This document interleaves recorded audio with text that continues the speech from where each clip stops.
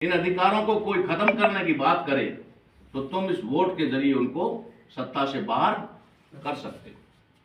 ये शक्ति दी हमारे को, ये पावर दिया हमारे को कि वो कितना ही शक्तिशाली लोग क्यों ना हो, तुम्हारे वोट से उन्हें बाहर आना पड़ेगा। आप उसको सत्ता से बाहर कर सकते हो और अपने हितों की रक्षा करने वाले, अपने संविधान और संवैधानिक अधिकारों की रक्षा करने वाले लोगों को चुन करके आप विधानसभा और पार्लियामेंट में भेज सकते हैं।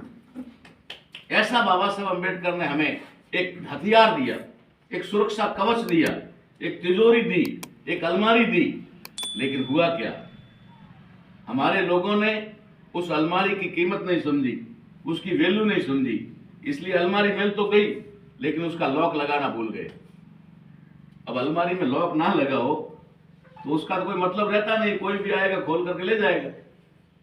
हमारे लोगों ने उस अलमारी को लॉक नहीं किया और चोर जो लुटेरे इस देश को लूट रहे हैं, उन्होंने हमारे उस अधिकारों को एक एक करके ऐसे निकाला कि हम लोग समझ भी नहीं पाए कि हमारे चोरी भी हुई है।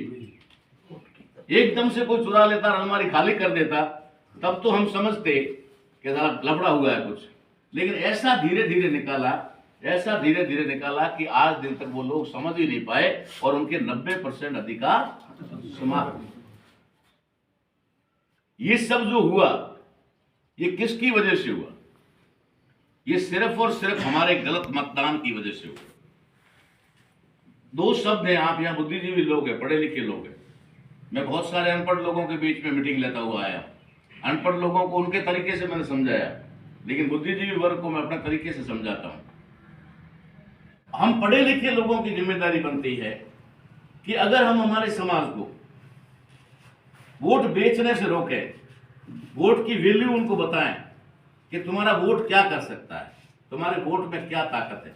अभी आपने आपको छोटी छोटी बातें जो हमने लिखी है उन बातों के बारे में बताया कि वोट आखिर है क्या। एक वोट आपकी पुस्तकों को सुधार सकता है, एक वोट आपकी पुस्तकों को खत्म कर सकता है। आज गलत वोट देने का हमारा क्या नतीजा है हमारे सामने, ये मैं नहीं कह रहा हूं, वो खुद कह रहे हैं, बड़े गर्व से और फख्र से कह रहे हैं, माइक पर से कह रहे हैं, लाल किले पर से कह रहे हैं और 5 साल से कह रहे हैं कि 80 करोड़ लोगों को हम 5 किलो गेहूं दे रहे हैं। शायद 5 साल में कुछ तो बड़ा होगा मामला, अभी तो 1 करोड़ 1 अरब के पास गया होगा। 100 करोड़ लोगों को अब तो 100 करोड़ हो गए होंगे, क्योंकि बात तो बहुत पुरानी है, अब थोड़ा बड़ा होगा। इस देश के अंदर 100 करोड़ लोग 5 किलो गेहूं की लाइन में खड़े हैं या 5 किलो गेहूं के लिए मोहताज है। इससे बड़ा भी कोई विकास होता है? इससे बड़ा क्या विकास चाहते हो आप? हम लोग वो लोग हैं जो सुबह से शाम तक हमारे पुरखे हमारे दरवाजे पर आने वाले फेरी वाले मांगने वालों को प्रतिदिन 1 किलो 2 किलो अनाज देते थे। हम देने वाले होते थे। लेकिन आज हम लोग 5 किलो गेहूं के आगे हाथ फैलाकर खड़े हैं। इससे बड़ा तो विकास हमारा क्या होना बाकी रहेगा? ये हमारी दुर्गति कैसे हुई? शिक्षा के मामले में आप अपना स्तर समझ सकते हैं, मुझे कुछ कहने की जरूरत नहीं है। जब मैं 8वीं क्लास में पढ़ता था, मेरे गांव में पढ़ता था, तो उस समय 8वीं स्कूल थी और सर 8वीं स्कूल में उस समय 13 या 14 का स्टाफ था। 8 तो क्लास टीचर होते ही थे, पीटीआई अलग होता था, वो पढ़ाता नहीं था, वो सिर्फ खेला गेम ग्राउंड में ही रहता था। हेडमास्टर या तो ऑफिस में रहता था या फिर क्लासों में जाकर चेक करता था पढ़ा रहा कोई नहीं पढ़ा रहा। ठीक है, 8 हो तो 10 हुए। एक लाइब्रेरियन होता था और एक कहीं साइंस क्या बोलते हैं उसको क्लर्क होता था, बाबू, और 2 पानी पिलाने वाले और घंटी बजाने वाले चपरासी होते थे। हाँ, उसके और भी होते थे। एक ऐसे करके 14 का स्टाफ था, 8 क्लासें थी। आज हमारी 12 क्लासें हैं, वहां पर 2 या 3 का स्टाफ है। एजुकेशन तो हमारी मिल गई हमें, अब ऐसे नहीं मिलेगी कैसे? सारी फैकल्टी बंद कर दी। अब सिलगढ़ी में स्कूल कितनी है? पहले तो वो 8वीं एक ही थी, अब तो खैर सैकड़ों है, उसकी बात छोड़िए। मैं पहले की बात करता हूँ, उसमें 2 स्कूल थे, एक प्राइमरी और एक मिडल। मैं मिडल में पढ़ता था, उस समय की बात बता रहा हूँ। तो आज हमारी स्थिति ये है कि हमारे बच्चे जिन स्कूलों में जाते हैं 5वीं प्राइमरी या मिडिल स्कूल, वहां पर सिर्फ बच्चे एक ध्यान रखते हैं धुआं निकल रहा है कि नहीं निकल रहा, ठीक है ना। अब उसका ध्यान उधर है, ठीक है, तो किताब में बस्ते में कब होगा। मुझे वो दिन याद है जब हम पेड़ों के नीचे बैठकर पढ़ते थे, भवन नहीं थे, लेकिन पेड़ के आगे वो बोर्ड लकड़ी वाला लगाकर हमें पढ़ाते थे। तो गणित के टीचर पढ़ा रहे होते थे, पढ़ाते पढ़ाते 1 या 2 मिनट का उसका चैप्टर रह जाता था, इतने में सामाजिक वाला पीछे आगे खड़ा हो जाता था, घंटी बज गई, वो आके खड़ा हो जाता था। हम गणित की किताब अंदर डाल करके सामाजिक या विज्ञान की किताब बाहर निकालने के लिए टाइम नहीं होता था हमारे पास, ठीक है। इतना हमारा ध्यान केंद्रित होता था पढ़ाई पर। आज बच्चों का ध्यान तो केंद्रित है रसोई पर, बन रहा है कि नहीं बन रहा है, आज क्या बनेगा उस पर ध्यान है, और खाने के बाद फिर बाद में मोबाइल, सारी चीजें। तो ये सारा हमारा मैटर जो है एजुकेशन का खत्म कर दिया। इसी प्रकार से जो हमारी संवैधानिक 3 चीजें मूल है, शिक्षा, चिकित्सा और रोजगार, ये सरकार की गारंटी है, ये भारत के संविधान में लिखा हुआ है। कोई भी बच्चा अनपढ़ रहता है तो उसके लिए उसके पेरेंट्स जिम्मेदार नहीं है, वो जिम्मेदार है सरकार कि वो बच्चा क्यों नहीं पढ़ पाया। कोई भी व्यक्ति दवाई के अभाव में मर जाता है तो उसके परिजन जिम्मेदार नहीं है, सरकार जिम्मेदार है कि उसको समय पर इलाज क्यों नहीं मिला। इसी के लिए तो सरकारी अस्पताल है, इसी के लिए डॉक्टर कंपाउंडर है। लेकिन आज सरकारी अस्पतालों का हाल देख लो, अगर हमें मामूली सी बीमारी का भी इलाज करवाना है, ठीक है, तो वहां पर भी हमको हजारों रुपए खर्च होते हैं, और थोड़ी गंभीर बीमारी है तब तो खेत बेचना तय है, उसके बिना इलाज हो नहीं सकता। तो शिक्षा, चिकित्सा, ठीक है, ये पढ़ाई और दवाई ये तो हमारी खत्म हो गई। अब रही कमाई की बात, रोजगार। भारत के संविधान में लिखा हुआ है कि संविधान के मुताबिक हर राज्य सरकार को स्त्री और पुरुष में लिंग भेद किए, बिना लिंग भेद किए उनको रोजगार उपलब्ध करवाना है।